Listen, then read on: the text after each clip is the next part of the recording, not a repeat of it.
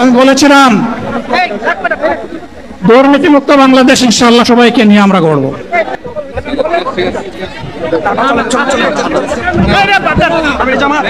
জামাতে ইসলামী যদি আল্লাহর ইচ্ছা এবং জনগণের ভালোবাসায় বাংলাদেশের মানুষের সেবা করার সুযোগ পায়, তাহলে মালিক হবে না, সেবক হবে ইনশাআল্লাহ। আমি শুধু বলতে চাই আগামীর বাংলাদেশটা কেমন হবে। আমি বলি আরেকটা লড়াই হবে ইনশাআল্লাহ। একটা লড়াই হয়েছে ফ্যাসিবাদের বিরুদ্ধে, আরেকটা লড়াই হবে দুর্নীতির বিরুদ্ধে ইনশাআল্লাহ। এই দুর্নীতির মূল উৎপাটন করার জন্য যা দরকার, আমরা তারুণ্য এবং যৌবনের শক্তিকে একত্রিত করে সেই লড়াইয়েও ইনশাআল্লাহ বিজয় লাভ করব। প্রিয় ভাইরা, জামাতে ইসলামী যে দুর্নীতিমুক্ত সমাজ গড়বে তার প্রমাণ কি?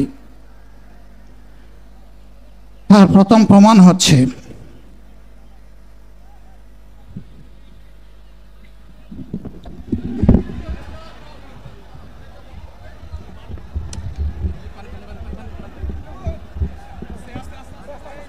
আপনারা অবস্থান করুন যার যার জায়গায়। আপনাদের সবকিছু দেখার স্থান পরিবর্তন করবেন না, সবাই জায়গায় থাকেন, সবাই তার নিজ নিজ জায়গায় অবস্থান গ্রহণ করেন, সবাই তার নিজ নিজ জায়গায় অবস্থান গ্রহণ করেন। আপনারা নিজ নিজ জায়গায় থাকুন, প্রয়োজনীয় দিক নির্দেশনা দেওয়া হবে। আপনাদের উত্তেজিত উদ্বেলিত হওয়ার কোনো কারণ নেই। মহান রাব্বুল আলামিনের একান্ত মেহেরবানিতে আমাদের প্রোগ্রাম আলহামদুলিল্লাহ, শুকরান, আলহামদুলিল্লাহ কাসীরান। সম্মানিত ভাইরা, আপনারা সম্মানিত ভাইরা, আল্লাহ রাব্বুল আলামিনের রসের মেহমানিতে এই গরমের সদরে মাহফিল মুহতারাম আমিরে জামাত চিরাই সুস্থ হয়ে যাবেন ইনশাআল্লাহ। আমি আল্লাহ তাআলার শুকরিয়া আদায় করি, আল্লাহ তাআলার শুকরিয়া আদায় করি আবার আপনাদের সামনে দাঁড়াতে পেরেছি। আমি বলেছিলাম দুর্নীতিমুক্ত বাংলাদেশ ইনশাআল্লাহ সবাইকে নিয়ে আমরা গড়ব। আমরা কথা দিচ্ছি বাংলাদেশ জামাত ইসলামী যদি আল্লাহ তাআলার মেহেরবানি এবং সরকার জনগণের ভালোবাসা নিয়ে সরকার গঠন করে, তাহলে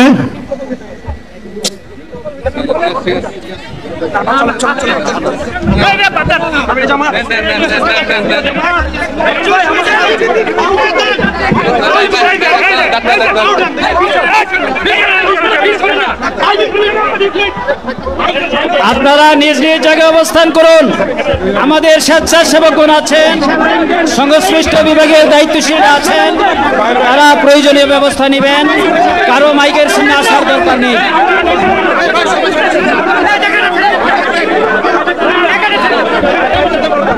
আপনারা অবস্থান করুন নিজ নিজ জায়গায়।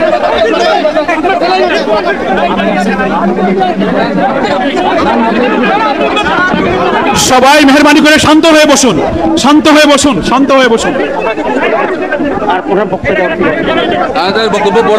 আপনারা সকলে ভাইরা, আমিরে জামাত একটুখানি অসুস্থ হয়েছেন গরমের কারণে হয়েছে, কিন্তু উনি বারবারই চেষ্টা করছিলেন বক্তব্য দেওয়ার জন্য। ডাক্তাররা বলছেন ওনার আর বক্তব্য রাখা ঠিক হবে না। ওনার যে বক্তৃতা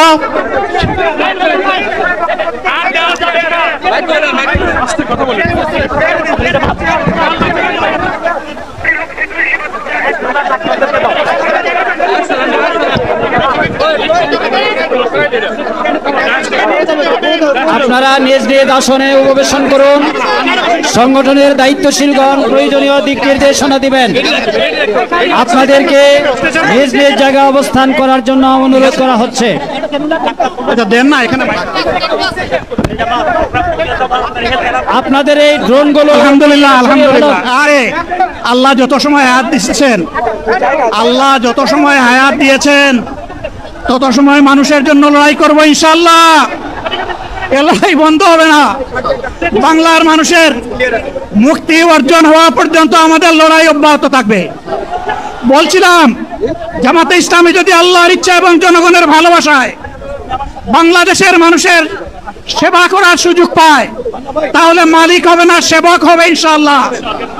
আজ আমি ঘোষণা দিচ্ছি, লক্ষ জনতাকে সাথে নিয়ে বাংলাদেশ জামাতে ইসলামী থেকে যারা আগামীতে সংসদ সদস্য হিসাবে নির্বাচিত হবেন, আরে আপনারা কথা বন্ধ করেন, আপনারা কথা বন্ধ করেন, সবাই বসে পড়েন, সবাই বসেন, বসেন, কেউ দাঁড়াবেন না, সবাই বসেন।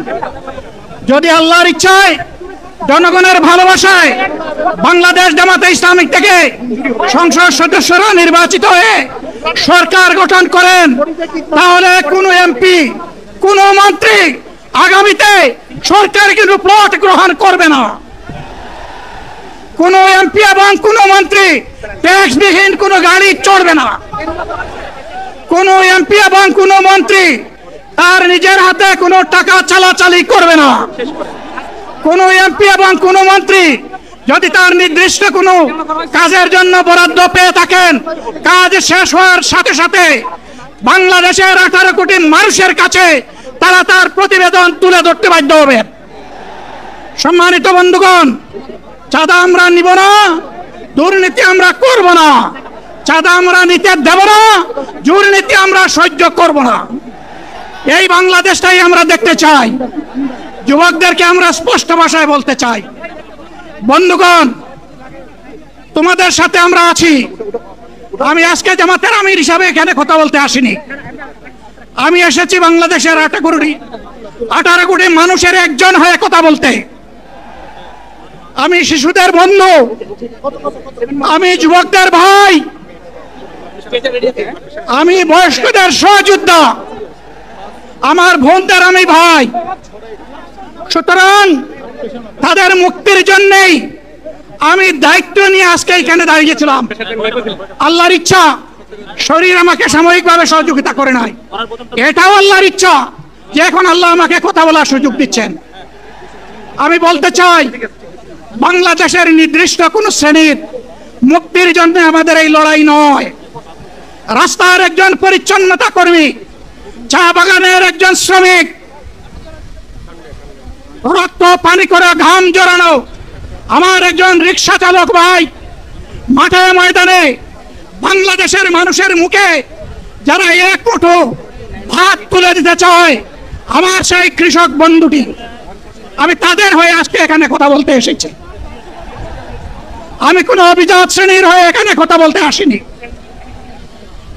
আল্লাহ তাআলার অশেষ মেহেরবানি, আজীবন সকল রক্ত চক্ষুকে উপেক্ষা করেছি, জেল জুলুমের পরোয়া করি নাই। আমার আফসোস, 24 সালে জাতিকে মুক্তি দিতে গিয়ে যারা জীবন দিয়ে শহীদ হলো, আমি তাদের একজন হতে পারলাম না। আপনাদের কাছে দোয়া চাই, ইনসাফের ভিত্তিতে একটি দেশ গড়ে তোলার জন্য আগামীতে যে লড়াই হবে, আমার আল্লাহ যেন সেই লড়াইয়ে আমাকে একজন শহীদ হিসাবে কবুল করেন। সম্মানিত বন্ধুগণ, আমাদের প্রিয় শহীদ নেতৃবৃন্দ 2006 সালের 28 অক্টোবর থেকে শুরু করে পল্টন গণহত্যা, শাপলা গণহত্যা, সারা দেশের গণহত্যা, পিলখানার গণহত্যা, 24-এর গণহত্যা, এই গণহত্যা যারা করেছে তাদের সকলের বিচার বাংলাদেশের মাটিতে নিশ্চিত করতে হবে। এদের বিচারের দৃশ্যমান প্রক্রিয়া শুরু না করা পর্যন্ত পুরানা ব্যবস্থাপত্রে বাংলাদেশ আর চলবে না। এতগুলো মানুষ এমনি এমনি জীবন দেয় নাই, জীবন দিয়েছে জাতির মুক্তির জন্য। যদি বস্তাপচা পুরানা সবকিছুই টিকে থাকবে, তাহলে কেন তারা জীবন দিয়েছিল? যারা ওই বস্তাপচা ব্যবস্থাপনায় বাংলাদেশকে আবার গড়তে চান, তাদেরকে আমরা বলি, জুলাই যুদ্ধ করে যারা জীবন দিয়েছে, আগে তাদের জীবনটা ফেরত এনে দেন। যদি শক্তি তাকে বিরত করে দেন, আপনারা পারবেন না। যেহেতু পারবেন না, কাজেই নতুন ব্যবস্থায় নতুন বাংলাদেশ গড়ে তোলা হবে ইনশাআল্লাহ। শিশু, কিশোর, যুবক, মা, বোন, শ্রমিক, ছাত্র, জনতা, ব্যবসায়ী, সবাইকে যেই দেশ, যেই সংবিধান, যেই রাষ্ট্র নিরাপত্তা দিতে পারবে, সেই নতুন বাংলাদেশ আমরা গড়ে তুলতে চাই। ভাইয়েরা, আমাকে সবাই চাপ দিচ্ছে, কেউ বলে ভাই শেষ করেন, কেউ বলে চাচা শেষ করেন। আমি তাদেরকে নিশ্চয়তা দিয়ে বলছি, আমার মৌত আমার আল্লাহ নির্ধারিত সময় থেকে 1 সেকেন্ড আগে হবে না, এবং হায়াত যা দিয়েছেন তার 1 সেকেন্ড আগেও আমি যাব না। অতএব মহান আল্লাহর কাছে আবারও তৌফিক চাই। আপনাদের কাছে যে কষ্ট হয়েছে, আপনারা, আমি তো এখানে শান্তিতে বসাছিলাম, আর চতুর্দিকে শুধু দৃষ্টি বুলাচ্ছিলাম। কি কষ্ট হচ্ছে আমার ভাইদের। প্রিয় ভাইরা, এই কষ্ট আল্লাহর জন্য। এই কষ্ট কার জন্য? ইনশাআল্লাহ আল্লাহ তাআলা আপনাদেরকে তার উপযুক্ত জাযা দুনিয়া দিবেন, আখিরাতে দিবেন। আপনাদের এই ত্যাগের বিনিময়ে নতুন বাংলাদেশ আমরা পেয়ে যাব। আসুন সেই নতুন বাংলাদেশের জন্য একবার স্লোগান দিয়ে শেষ করি, নারে তাকবীর। আসসালামু আলাইকুম ওয়া রাহমাতুল্লাহ।